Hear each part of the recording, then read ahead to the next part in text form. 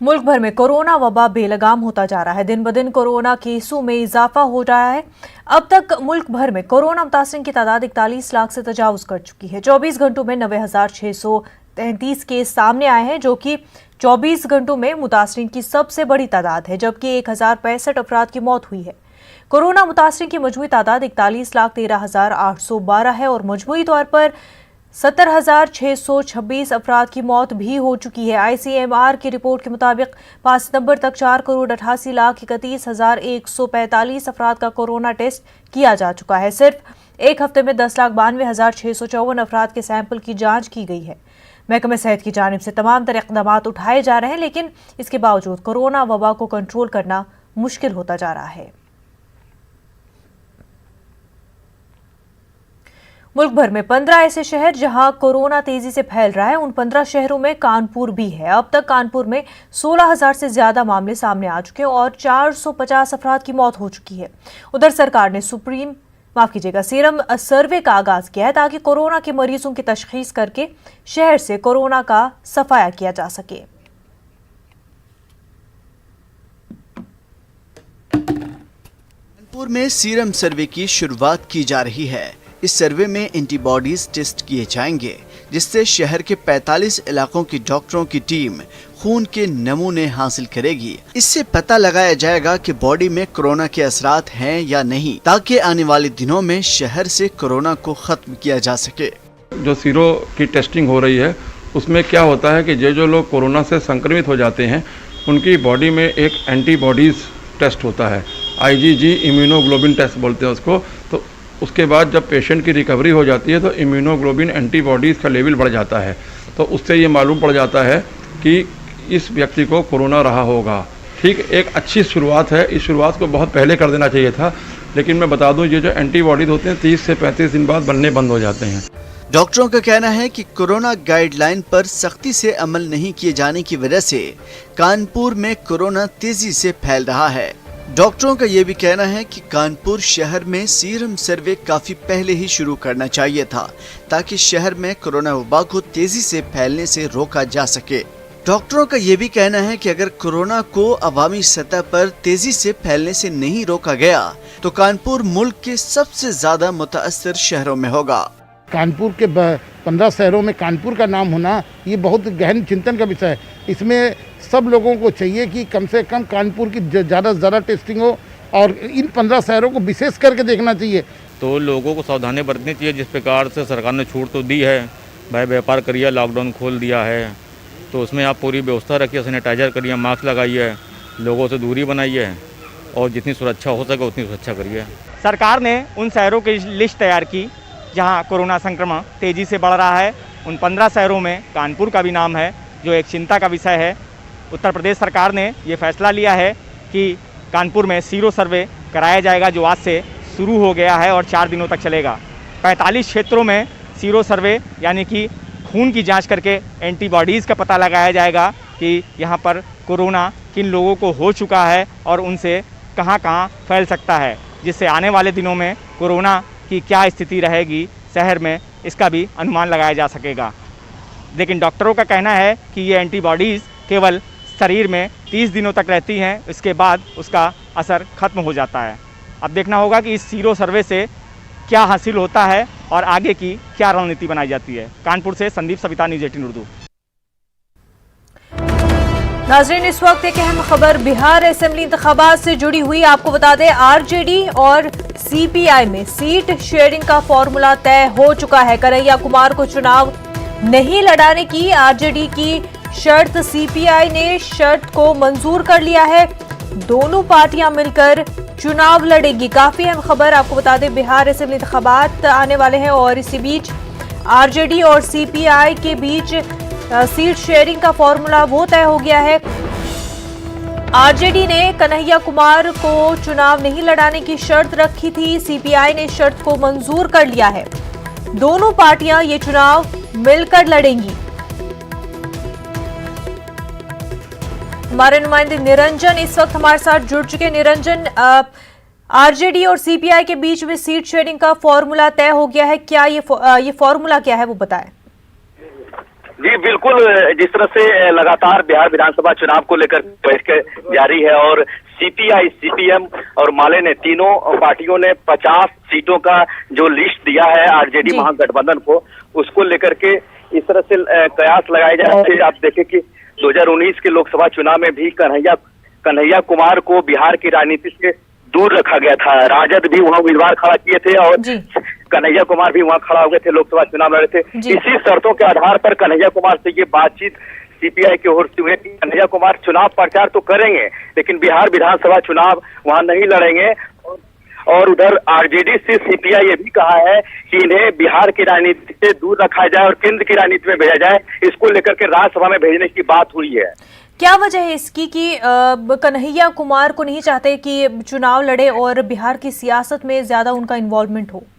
चूंकि आपने सही कहा कि जो लालू प्रसाद यादव के जो उत्तराधिकारी है, यानी हम कहें तो आरजेडी के जो भी उत्तराधिकारी है, सब कुछ all in all Tejashwi Yadav ही है और बिहार की राजनीति में काफी लंबे समय तक लालू प्रसाद के परिवार का वर्चस्व रहा है। उसी को लेकर के कन्हैया कुमार जब जेएनयू के अध्यक्ष बने थे उस समय इस सुर्खियों में था और पूरी देश में उसका नाम था। उसको लेकर के जब बिहार विधानसभा चुनाव लड़ने की बात अभी हो रही है और पिछले लोकसभा में जिस तरह से कन्हैया कुमार वर्तमान जो वहां के सांसद हैं गिरिराज सिंह बेगूसराय से, उनके खिलाफ वहां चुनाव लड़े थे और वो कैंपेन में, और पिछले आप कुछ दिन देख सकते हैं कि जो 5 महीना पहले यानी कि लॉकडाउन के पहले बिहार के सभी 38 जिलों में उन्होंने एक कैंपेन किया था, जनसभा किया था और उनके जो जनसभा में है जनसैलाब उमड़ा था। इसको लेकर के तेजस्वी यादव यह चाहते हैं कि कन्हैया कुमार बिहार की राजनीति में सक्रिय ना हो।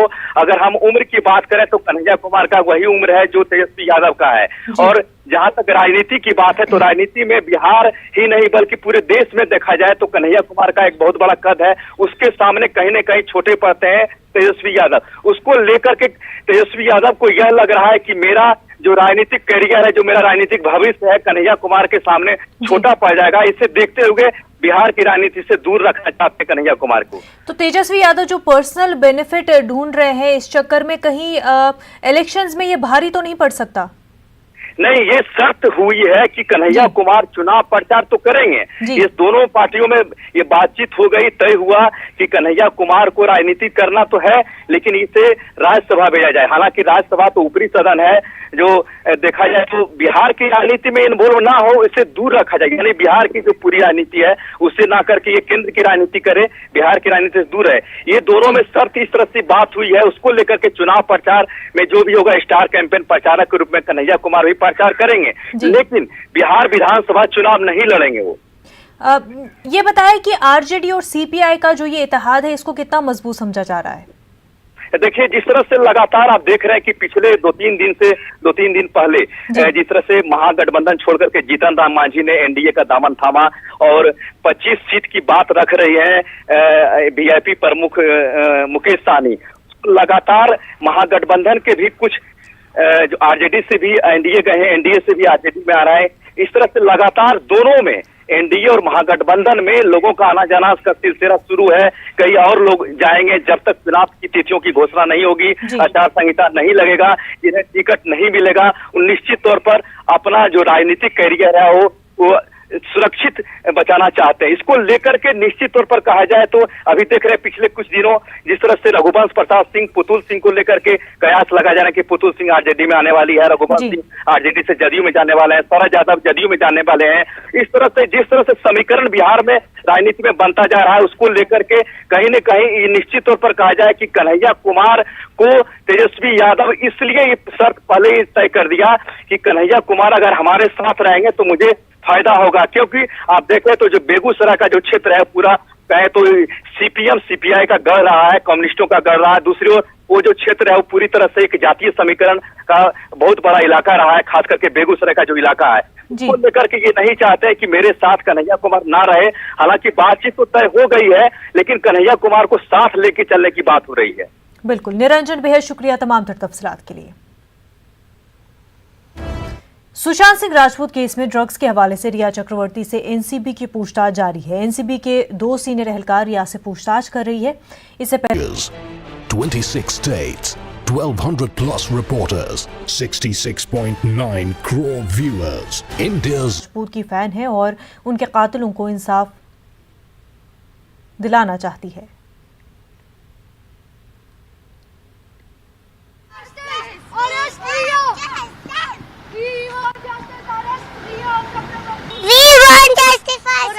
लालबाग से आए हैं। We want justice for Sushant Singh and we really miss him, we love him and justice चाहिए उसके लिए। We are always with him. Correct, but ये 3 दिन से न्यूज़ चैनल देख रही है and she is continuously behind Sushant Singh कि उसको भी जस्टिस चाहिए। सो I just came with her, उसको आना था इधर। शी फॉर हर आई केम कि even she is a big fan of Sushant Singh and she was justice कि बस वो जो भी हो सॉल्व हो जाए केस। ब्रेक के बाद आपका खैर मकदम है। कोरोना वबा के दौर में इम्तहानात का दौर शुरू हो चुका है। यूपीएससी के जरिए कराए जाने वाले नेशनल डिफेंस एकेडमी यानी एनडीए एग्जाम भी कराए जा रहे हैं, जिसका हमारे नुमाइंदे रवि मिश्रा ने जायजा लिया। ये देखते हैं। आज एनडीए की परीक्षाएं संपन्न कराई जा रही हैं। इस वक्त मैं दिल्ली के एक परीक्षा केंद्र पर मौजूद हूं और आप देख सकते हैं कि परीक्षार्थी परीक्षा केंद्र से बाहर निकल रहे हैं। दूर दराज से काफ़ी इंतज़ार के बाद ये आज यहाँ पहुँचे हैं। सोशल डिस्टेंसिंग का पूरा ख्याल रखा जा रहा है। सब ने मास्क पहने हुए हैं। प्रोटोकॉल्स और नॉर्म्स को पूरी तरीके से पालन किया जा रहा है। बात करना चाहेंगे कि परीक्षा कैसी हुई। विद्यार्थी दूर दूर से यहाँ आए हैं। बात करेंगे, कहाँ से आप आए हैं परीक्षा देने? बलोल से आए हैं। इंतजाम अच्छे थे, कोई दिक्कत नहीं है। और अभी जैसे कि दूसरा चरण में परीक्षा होने वाली है, हाँ जी, तो कितना प्रिपेयर है इसके लिए और क्या अपेक्षा रखते हैं? पूरी तैयारी है, बाकी देखते हैं जैसा हो जाएगा। अच्छा है। अंदर इंतज़ाम अच्छे थे। और कहाँ से आए हैं आप? कैसी रही परीक्षा? हम उत्तर प्रदेश से। अच्छी रही परीक्षा। कैसे इंतज़ाम थे अंदर? अच्छे इंतजाम थे। दूर दराज से जो बच्चे इधर आ रहे हैं, कोई उत्तर प्रदेश से आ रहा है, कोई हरियाणा से आ रहा है। बात करते हैं, परीक्षा कैसी हुई आपकी? आराम से गया, हो रहा था, इतना लेंदी नहीं लगा। सीटिंग अरेंजमेंट्स की बात करें तो बहुत अच्छे से मेंटेन करी गई थी गाइडलाइंस के हिसाब से, तो इट वाज हेल्पफुल। बच्चों को बता दी गई थी और कहा जा रहा है कि गाइडलाइंस का पूरा पालन किया गया है। बच्चे दूर दराज से आए हैं, समय पर आए तभी परीक्षा में वो भाग ले पाएँ। कुछ छात्र ऐसे भी हैं जो दूर से आए मगर वो देर हो गए और परीक्षा में वो हिस्सा नहीं ले पाए। मेरा नाम कुणाल पचौरी है। मेरा पेपर छूट गया, मैं 2 मिनट लेट था तो अंदर नहीं जाने दिया। आगरा से आया हूँ मैं, करीब 6 घंटे लगते हैं बाय बस। मैं बस से आया हूँ और केवल 2 मिनट लेट था, उसके कारण मैं वो पेपर नहीं देना पड़ा। जाने नहीं दिया अंदर, बहुत रिक्वेस्ट करी बट वही है कि 2 मिनट लेट हो गया तो जाने नहीं दिया। मेरा नाम रजत है, मैं सोनीपत से आया हूँ, हरियाणा से। मैं सुबह सरकार ने ट्रेन की फैसिलिटी प्रोवाइड करी थी आज स्पेशल एग्ज़ाम के लिए, उसके कारण मैं अपने यहाँ सेंटर पे सही समय पर पहुँच गया था, जिस वजह से मैंने अपना एग्ज़ाम दिया और मेरा एग्ज़ाम अच्छा गया है। नमस्कार, मेरा नाम है शिवांश भारद्वाज। मैं कुंडगांव रेवाड़ी से हूँ। आज यहाँ पे दिल्ली में एनडीए का पेपर देने आया था और जैसा कि अंदर देखा गया बहुत सारे बच्चे जो थे कम भी थे। हमारी क्लास में थोड़ी पॉपुलेशन कम थी बच्चों की। सोशल डिस्टेंसिंग का अच्छे से पालन हो रहा था, कोई भीड़ भड़क्का नहीं था, आराम से। जगह जगह सैनिटाइजर्स थे, बच्चे भी अपने सैनिटाइजर्स लेके आए थे। आप देख सकते हैं कि उम्मीदवारों के लिए यहाँ पे आदेश दिए गए हैं, किस नॉर्म्स और प्रोटोकॉल्स को फॉलो करना है। सब कुछ लिखा हुआ है कि शांति बनाए रखें, परीक्षा हॉल में किन नियम किन कायदों को पालन करना है, साफ तौर पे दिशा निर्देश दे रखे हैं। एनडीए 1 एनडीए 2 दोनों परीक्षाएं एक ही दिन हो रही हैं, 2 चरणों में हो रही हैं। 2.5 घंटे की ये परीक्षा है। आने वाले समय में देश की सुरक्षा का भार इन्हीं कंधों पे होगा। उम्मीद करते हैं कि परीक्षाएं सफल होंगी और इन छात्रों का भविष्य सुनहरा होगा। कैमरा पर्सन मुनमुन के साथ मैं रवि मिश्रा, न्यूज़ 18 नई दिल्ली।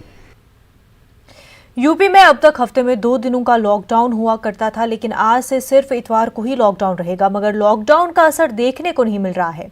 कानपुर से हमारे नुमाइंदे ने जायजा लिया, ये देखते हैं। उत्तर प्रदेश में अब तक 2 दिनों का लॉकडाउन था और आज से ये लॉकडाउन केवल 1 दिन का रह गया है। अब सप्ताह में केवल रविवार को ही लॉकडाउन रहेगा। लेकिन कानपुर में जिस तरह से कोरोना के आंकड़े बढ़ रहे हैं और लोग समझ नहीं रहे हैं और लापरवाही बरतते जा रहे हैं। आप देख सकते हैं कि किस तरह से रोडों पर लॉकडाउन का कोई असर दिखाई नहीं पड़ रहा है। धड़ल्ले से लोग घर से निकले हुए हैं, काफ़ी भीड़ है सड़कों पर। वहीं अगर लापरवाही की बात की जाए तो कई लोग बिना मास्क के भी घूमते हुए नज़र आ रहे हैं।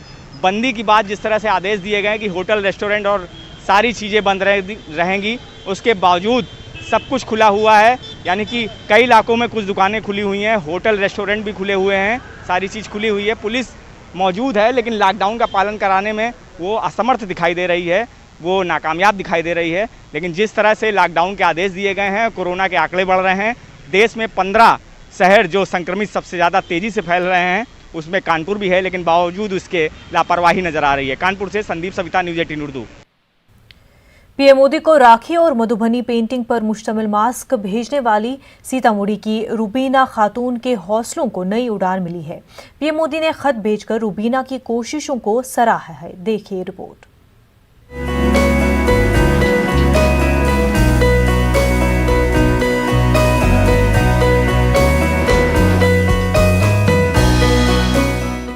बिहार में सीतामढ़ी के सुपी ब्लॉक के अख्ता गांव की रहने वाली रूबीना के जहद मुसलसल की तारीफ न सिर्फ पूरे मोहल्ले और गांव में हो रही है, बल्कि वजीर आजम नरेंद्र मोदी भी इनके तारीफ में रत्बुल लिसान हैं।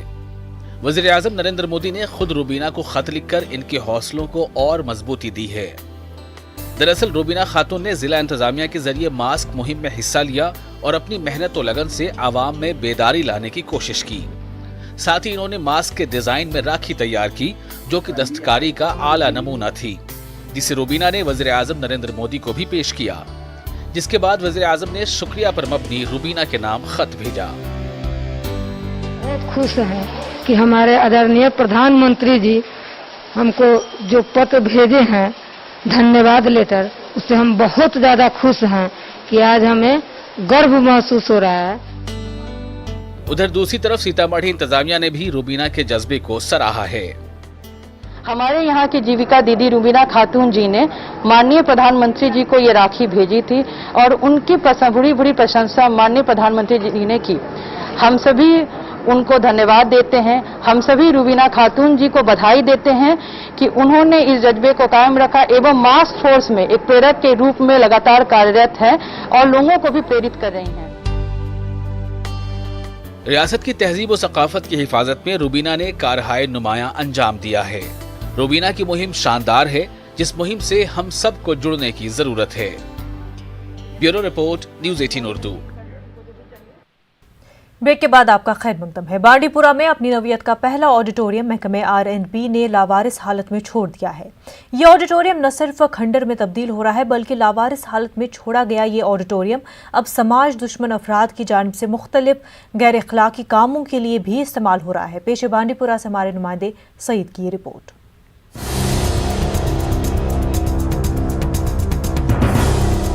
बांडीपुरा में तारीखी अहमियत की हामिल Nadim memorial higher secondary school के अहाते में जेर तामीर ये ऑडिटोरियम जिला हेडक्वार्टर पर अपनी नवियत का पहला ऑडिटोरियम है। 2 करोड़ रुपए की लागत से तामीर हो रहे इस ऑडिटोरियम का तामीराती काम साल 2015 में शुरू हुआ था। ऑडिटोरियम का काम इंतहाई सुस्त रफ्तारी का शिकार रहा।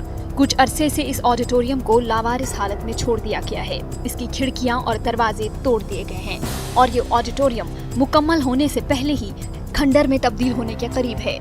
ऑडिटोरियम का जो काम था 80% या 90% तक हम कह सकते हैं मुकम्मल हो चुका है, लेकिन फिर अचानक इसे लावारिस छोड़ दिया गया है। पता ये नहीं चलता है कि 90% काम करने के बावजूद फिर इसको मुकम्मल क्यों नहीं किया गया और क्यों नहीं किया जा रहा है। इसके दरवाजे तोड़े गए हैं, खिड़कियाँ तोड़ दी गई हैं और जो टेरेस अंदर बनाए गए थे वो भी तोड़ दिए गए हैं। स्टूडेंट्स बहुत ज़्यादा सफ़र हो रहे हैं क्योंकि हमारे लिए ऑडिटोरियम की बहुत ज़रूरत है। बहुत सारी एक्टिविटीज़ होती है हमारी स्कूल, क्योंकि we have only 1 auditorium and it is also 80% only complete. तो उस वजह से मैं गवर्नमेंट से रिक्वेस्ट करती हूँ कि मतलब हमारा जो सिर्फ एक ही ऑडिटोरियम हमें मिला है, but still it should be 100% completed. जो इसका काम पेंडिंग रह गया है ये मतलब पूरा हो जाना चाहिए। इस कहानी का एक और पहलू ये है कि ऑडिटोरियम की तामीर पर अब तक 1 करोड़ 31 लाख रुपए खर्च किए जा चुके हैं। इस वक्त ऑडिटोरियम के अंदर जगह जगह सिगरेट के खाली पैकेट और सिगरेट के टुकड़े देखकर इस बात का अंदाजा लगाया जा सकता है कि ऑडिटोरियम किस काम के लिए इस्तेमाल हो रहा है। ज़राए के मुताबिक इस नामुकम्मल ऑडिटोरियम की देखरेख पर स्कूल इंतजामिया और महकमा R&B के दरमियान रस्साकशी चल रही है। बहुत ही अफसोसनाक बात है कि एक तो बांडीपोरा में जो पहला ऑडिटोरियम है और उसको भी इनकम्प्लीट रखा गया। ये एक मेन फैक्टर है स्टूडेंट के लिए कि वो किसी भी लेवल पे फिर कम्पीट कर सके, क्योंकि सारी जो भी एक्टिविटीज़ होती हैं स्कूल के बाहर वो एक ऑडिटोरियम में ही हो सकती है, लेकिन उसको भी इनकम्प्लीट रखा गया है। उन्होंने 80-90% किया कंप्लीट ऑडिटोरियम का काम।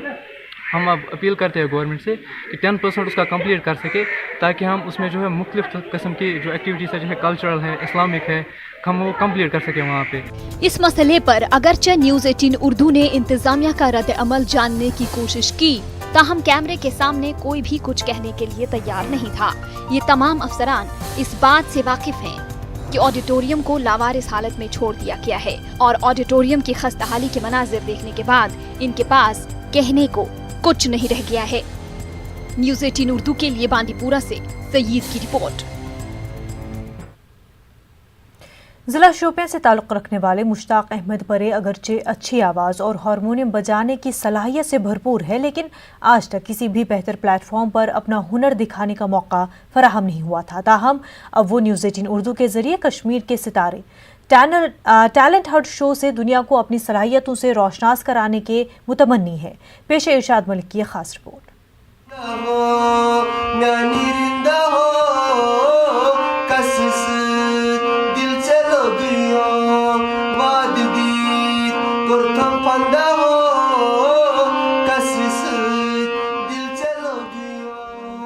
जिला शोपियां के चौवन इलाके से ताल्लुक़ रखने वाले मुश्ताक अहमद परे नामी नौजवान को कुदरत ने बेहतरीन आवाज़ और हारमोनियम बजाने के हुनर से नवाजा है।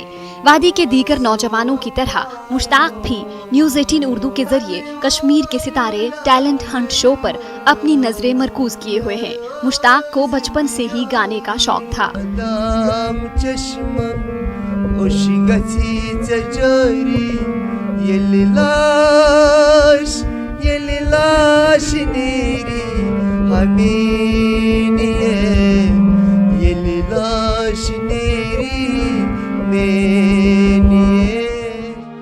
मुश्ताक अहमद का कहना है कि उनके वालिद के इंतकाल के बाद घर की सारी जिम्मेदारियां इन्हें ही पूरी करनी पड़ी। ताहम गाना गाने और हारमोनियम बजाने से इन्हें कोई आमदनी हासिल नहीं हो रही थी, जिसकी वजह से वो अब ड्राइवर का काम कर रहे हैं। ताहम उन्होंने अपनी गुलकारी के शौक को कभी नहीं छोड़ा। ये हमेशा हारमोनियम को अपने साथ लेकर चलते हैं। अब उन्हें उम्मीद है कि वो इस टैलेंट हंट शो की फहरिस्त में अपनी सलाहियत का मुजाहरा करके अपना तारुफ दुनिया को कराएंगे। उन्होंने इसके लिए न्यूज़ 18 उर्दू का शुक्रिया अदा किया।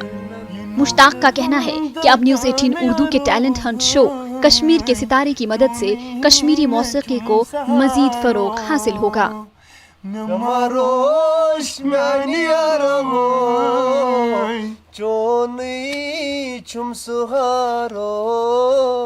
पढ़ता था, जब मेरे वालिद साहब गुजर गए तब मुझे घर की जो मसरूफियात उनमें मुब्तला हो गया और तब मुझे इतनी फुर्सत नहीं मिली कि मैं आगे गा सकूं। लेकिन शौक की वजह से मैंने हारमोनियम रखी है अपनी, मैं गाड़ी भी चलाता हूँ और उसी पर अपना रोज़गार कमाता हूँ। बाहर के जो सिंगर्स हैं उनको प्लेटफार्म मिल रहा है, वो उसी तरह से आगे पहुँच जाते हैं। और जो ये कश्मीर हम टैलेंट वाले लड़के हैं उनको प्लेटफार्म नहीं मिल रहा है। और जो कश्मीर के सितारे हैं इनकी वसादत से हमें उम्मीद जागी है कि हमें भी कोई प्लेटफार्म मिले और हम आगे गा सके। गुर्बत की वजह से मैं अपना ये इंस्ट्रूमेंट खरीद नहीं सकता हूँ जिसे मैं अपना टैलेंट दूसरों तक पहुँचा सकता हूँ।